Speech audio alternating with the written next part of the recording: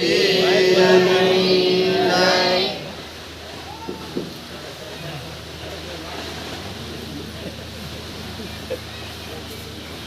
ને બધા કે પણ બોલવાનું આરાધધામ એક આસ્થાનું કેન્દ્ર બનાવ્યું. શ્રદ્ધાનો વિષય, અંધશ્રદ્ધાનો વિષય, શ્રદ્ધાનો વિષય. શ્રદ્ધા અને અંધશ્રદ્ધામાં બહુ ફેર છે. લોકોને સમજાતું ભૂવા બધા બધું ખોટું વાત હાંસે, બધા ખોટાય નહીં, બધા હાંસાય. આસ્થા અને શ્રદ્ધા કોને કહેવાય? પેટમાં દુખે આપણે દાણા દોરાય કે એક અંધશ્રદ્ધા છે.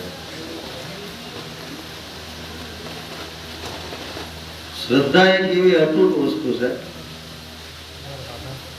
કે જે મનની ગાંઠું છે. ઘણા એમ કે દોરો આપણે, દોરાની અંદર 9 ગાંઠ, 9 ગાંઠ, 9 ગ્રહ. તો એ બધી ગાંઠ એની કરતા મનની ગાંઠ મોટી છે. મનની ગાંઠ વાળો ને તો તમારે દોરાની ગાંઠની જરૂર ન પડે. એમ ગુરુ માળા, ગુરુ પૂર્ણિમા એટલે માળા તો મનની મોટી થાય. મણકાની માળા નહીં, શ્વાસોશ્વાસની માળા. અને શ્વાસોશ્વાસે તમે કોઈ પણ મંત્ર જાપ કે ઈષ્ટદેવનું નામ લો તો સિદ્ધ થાય. ભરોસો, ભરોસો કેમ કે ઘણા એમ કે ભરોસો તો છે પણ અમારું થતું નથી. તો ભરોસો ન હોય, ભરોસો હોય ને એમ કોઈ જગ્યાએ પૂછવું ન પડે ને એમ કે અટકાવવું ન પડે. દાદા આ મારો પોતાનો અનુભવની વાત કરું. વિશ્વાસ એક એવી વસ્તુ છે જે અતૂટ હોય. કદાચ ગમે એવું સંકટ આવે ને તો વિશ્વાસ ન ડગે ને તો પરમાત્મા આવીને ઉભો રહે ને એને ઉભું રહેવું જ પડે. કે માટ કોઈ તું તાટ કોઈ તું એ રીતે ઉભા રહી તો એના બનીને રહેવું પડે. આપણે એક વાત તો બધું થાય. આપણે આશ્રમોમાં જાય, મંદિરોમાં જાય, ઘણી વખત જો કે મારા કોઠા ઉઠતી મારા મનમાં ઉગે એવું બોલું. ધીમે ધીમે આપણો હિન્દુ ધર્મ લુપ્ત થતો હોય ને એવું દેખાય. લુપ્ત કઈ રીતે થતો હોય એવું દેખાય કે ભાઈ આપણે અત્યારના છોકરાને આપણે એમ કીધું દીવો કર મંદિરમાં એમ ઘરે, એને દીવો જગાવતા નહીં આવડતો. ચાંદલો કરવાનું કે ખબર નહીં પડતી ક્યાંથી ચાંદલો કરવો, એમ કઈ આંગળીએ કરવો, કઈ રીતના કરવો. બધી આંગળીઓના મહત્વ આપેલા કે કઈ પૂજામાં કઈ આંગળીએ ચાંદલો કરવો.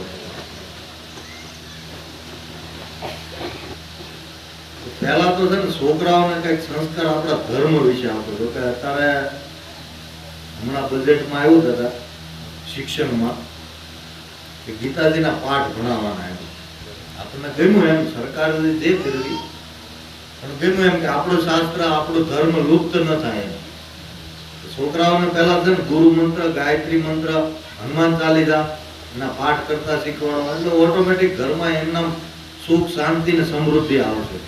જેના ઘરમાં કંકાસ હોય ને, કંકાસ, એના ઘરમાં અલક્ષ્મી આવે. અલક્ષ્મી આવે એટલે કે આપણા ઘરમાં કદાચ ગમે એટલી આવક હોય તો આવક એ ટકે નહીં કરે, એ આવક જતી છે. આપણે એમ કે રળીએ ઘણું પણ દેખાતું નથી. દેખાતું નથી અને ઘરમાં બધાના મન એક નથી. એવું ન હોય. આપણા હાથની 5 આંગળી હરકી ન હોય, બધાના મન એક ન હોય, વિચારો એક ન હોય. ઘરમાં ખોટો કંકાસ ન લવાય. ઘરમાં જેટલો આપણા મનનો તાર એક રહે એટલી સુખ ને શાંતિ ને સમૃદ્ધિ વધશે. સમૃદ્ધિ ઓટોમેટિક આવશે. અત્યારે દોઢ દાદી પૈસાની પાછળ મૂકીએ. પૈસા પાછળ દોઢ ન મૂકો, પેલા તમારા વિચારોમાં પરિવર્તન લાવો, સારા વિચારો લાવો, સુમાર્ગે ચાલો. સુમાર્ગે ચાલજો ને તો સુલક્ષ્મી ઓટોમેટિક આવશે. સુમાર્ગે આપણે ચાલવું નથી તો સુલક્ષ્મી ક્યાંથી આવવાની છે? એ લક્ષ્મીજી કોઈ પણ હોય આવે કરી એનો દાવાનો રસ્તો લઈને આવે. સારા માર્ગે, પોળા માર્ગે. એ ઘણા એમ કે મને ઘણા ફોન કરે છે, 2 વાગે કરે, 12 વાગે કરે કે તાવ આવ્યો, પેટમાં દુખે, માથું દુખે. પણ મારો દાખલો આપું, પ્રથમ દિવસે રાત્રે 2 વાગે ટાઈટ ને તાવ આવ્યો, હું સવારમાં દવાખાને ગયો, મેં કોઈ ફોન ન કરે, મને તાવ ને ટાઈટ આવ્યો. શારીરિક પીડા જે આપણે કઈ ભોગવવી પડે, શરીરનું દુઃખ થાય એ તો આપણે કરવું જ પડે. જેમાં દવા ન લાગે એમાં દુવા લાગે. બધે તમે ખોટા આંધળાની જેમ દોટું ન મૂકો. એમ લોકો અત્યારે આજે આંધળાની જેમ દોટું મૂકે, ભાઈ એમાં નામ બદનામ થાય, ધર્મ બદનામ થાય, ધર્મના ભક્તો બદનામ થાય, પછી ભુવા હોય, ભગત હોય, સાધુ હોય, XYZ કોઈ પણ હોય, બ્રાહ્મણોથી માંડીને હરેક વ્યક્તિ બદનામ થાય. આમાં ધર્મને લઈને જે કોઈ બેઠા હોય એમાં ભૂલ કોની? સમાજને દાદા ભાગે પડે. સમાજની ભૂલ પડે છે તે કોઈ પણ ખોટાને તમે બળાવો આપો તો એ મોટા થાય છે. ખોટું હોય ને એ તરત મોટું થાય. એક સાધુ ને એક શિષ્ય હોય, જંગલમાં રહેતા હોય. તો સાધુ અનુષ્ઠાનમાં બેઠા એટલે સેલો ગામમાં ભિક્ષાવૃત્તિ કરવા રાખે. તો જાતા ને આવતા વરસાદનું વાતાવરણ હોય આવું, જાતા ને આવતા એક વડલાનું મૂળિયું હોય, હાલતા